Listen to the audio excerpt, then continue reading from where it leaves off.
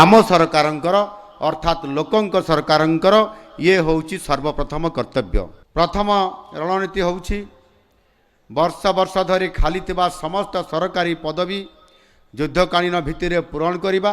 एवं खाली होउतबा पद को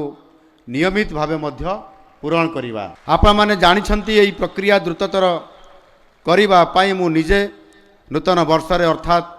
चलित वर्ष जनवरी मास 1 तारिख रे सबु वरिष्ठ अधिकारी तथा परीक्षा करुवा संस्थार मुख्यंकर सहित बैठक डाकी ये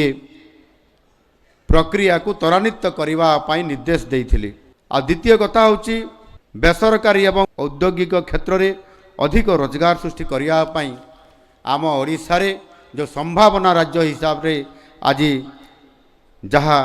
आज केंद्र सरकार मध्य दृष्टि आकर्षण करिसंती द्रुत शिल्पायन प्रतिष्ठा करने